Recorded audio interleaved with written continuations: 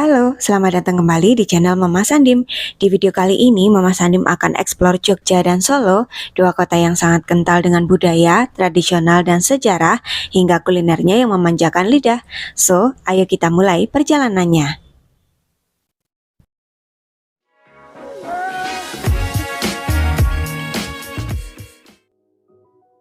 Ini adalah video lanjutan buat teman-teman yang ketinggalan nonton video sebelumnya. Linknya ada di pojok kanan atas atau bisa klik di kolom deskripsi. Di Jogja ini, tujuan Mama Sandim adalah ke Museum Sono Budoyo. Ada yang baru di museum ini dan menjadikan Museum Sono Budoyo menjadi lebih interaktif dan modern yang menghubungkan sejarah dan teknologi. Seperti apa keseruan Museum Sono Budoyo sekarang ini? Kita masuk yuk! Tapi sebelumnya kita beli tiket dulu. Harga tiket untuk orang dewasa 10.000, sedangkan untuk anak sekolah dikenakan 5.000.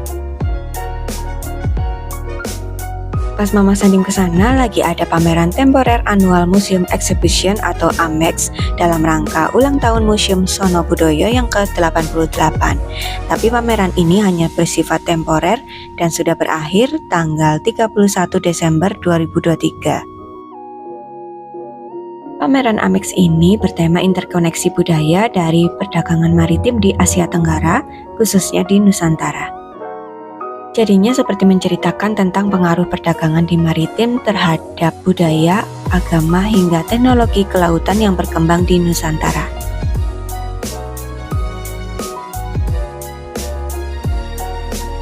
Lalu kita jalan lagi menuju gedung utama Museum Sono Budoyo. Museum ini dibuka resmi tahun 1935 oleh Sri Sultan Hamengkubuwono ke-8. Sono Budoyo ini terdiri dari dua kata, yaitu Sono yang berarti tempat dan Budoyo yang artinya budaya. Jadi Sono Budoyo mengandung arti tempat untuk melestarikan budaya. Sekarang kita masuk di Museum Sono Budoyo Unit 1 dulu ya. Ini merupakan gedung lama dari Museum Sono Budoyo. Di Museum Sono Budoyo ini kita bisa pakai jasa pemandu museum ataupun bisa juga eksplor museum secara mandiri. Di sini terdiri dari 8 ruangan dengan tema yang berbeda-beda, tapi Mama Sandim akan tunjukkan hanya beberapa ruangan aja, nggak semuanya, biar teman-teman jadi pengen datang sendiri untuk eksplor Museum Sono Budoyo ini. Sekarang kita masuk dulu ke ruangan dolanan anak.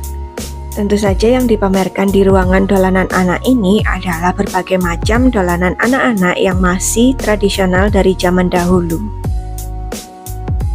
Lanjut, ini adalah ruangan Bali. Di sini dipamerkan benda-benda koleksi yang berkaitan dengan adat, seni budaya Bali, dan juga penyebaran agama Hindu.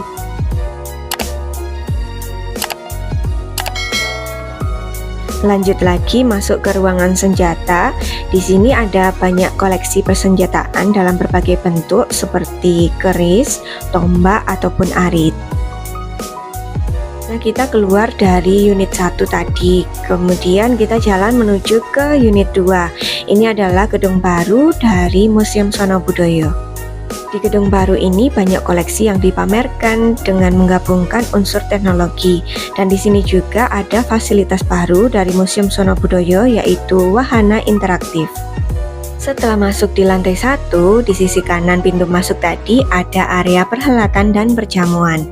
Di sini ditunjukkan tentang jamuan makan yang disajikan dengan animasi Rijsttafel yang merupakan gaya jamuan makan dari Belanda dan dipadukan dengan menu Nusantara yang mana animasinya persis terlihat di atas piring yang tersaji.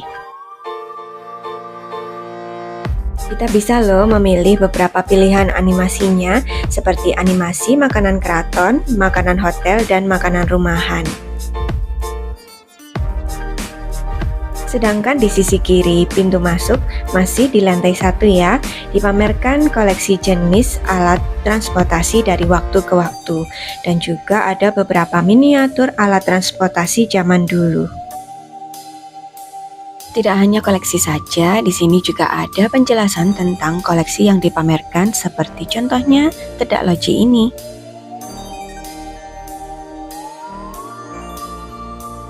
Naik ke lantai 2, kita masuk ke area kesenian dan kebudayaan berupa seni musik, tari, dan wayang.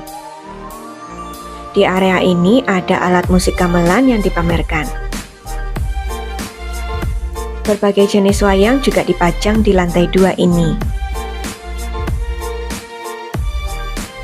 Untuk koleksi topengnya dipamerkan di tengah ruangan dengan bentuk piramid ini yang ditata cantik, menjadikannya menarik untuk dijadikan spot foto yang instagramable.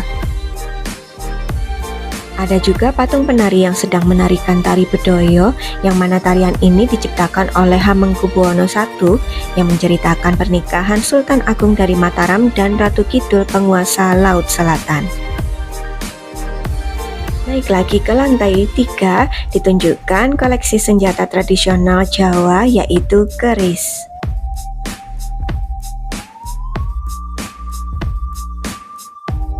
Di sini kita akan dijelaskan tentang bagian-bagian keris seperti deder dan ricikan keris.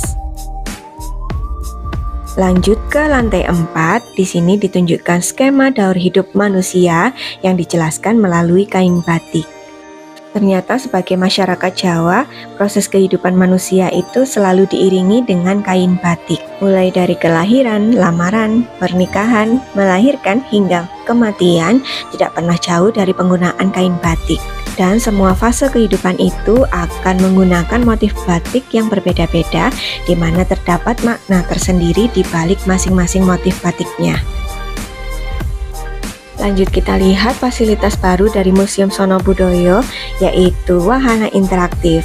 Dan ini adalah salah satu upaya Museum Sono Budoyo untuk melestarikan budaya dengan mengadaptasi teknologi dengan gaya kekinian, dan tentu saja harapannya bisa menggait anak-anak muda untuk ikut melestarikan budaya kita dan makin senang untuk berkunjung ke museum. Ada 6 wahana interaktifnya. Yang pertama, cerita rakyat. Di wahana cerita rakyat ini ada media berbentuk tabung yang menayangkan animasi yang menggambarkan tentang cerita bagaimana terciptanya huruf aksara Jawa Hanacaraka. Wahana kedua adalah lorong waktu. Di sini berupa ruangan bioskop dengan layar yang lebar dan panjang sekali. Di sini ada 3 pilar, di mana pilar ini tuh semacam kunci untuk membuka cerita sejarah, di mana masing-masing pilar ini memiliki cerita sejarah yang berbeda-beda. 3 pilar itu bercerita tentang Hadeking Negoro Yogyakarta, perjanjian Dobat Ganti, dan penyerbuan Sultan Agung ke Batavia.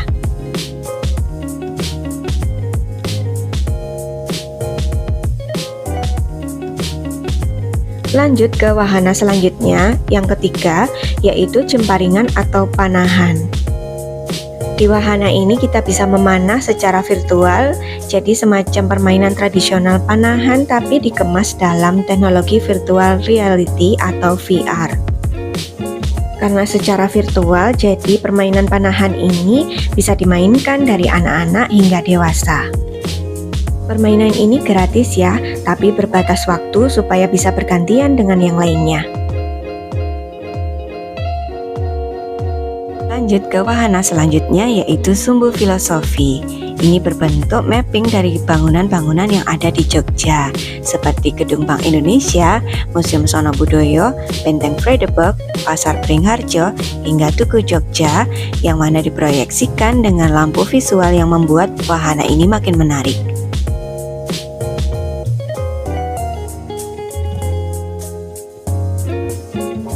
Selesai puas eksplor Museum Sono Budoyo, gak afdol rasanya ya kalau ke Jogja tanpa mampir cari oleh-oleh.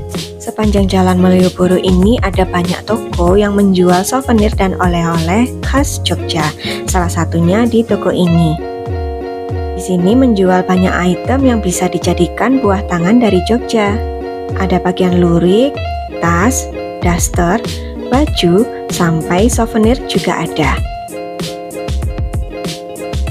Selesai belanja oleh-oleh khas Jogja, kami jalan lagi dan nggak terasa waktu sudah tengah hari. Jogja semakin panas ya, saatnya ngadem untuk cari gelato. Di seberang Mall Malioboro ada gelato, namanya My Gelato Cremissimo. Ada banyak varian rasa yang bisa dipilih. Untuk harganya tergantung pada wadah yang kita pilih ya. Mama Sandim waktu itu pilih small cup dan dapat 2 rasa gelato. Harganya 25.000.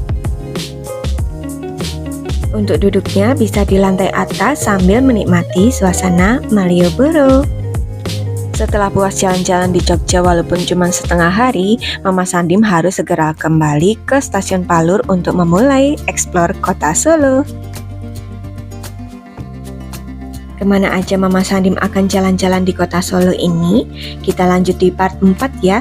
Jadi jangan lupa untuk subscribe dan like biar gak ketinggalan kelanjutan perjalanan kami. Semoga bisa jadi referensi agenda liburan teman-teman ya. Terima kasih yang sudah menonton dan sampai jumpa di video selanjutnya. Terima kasih.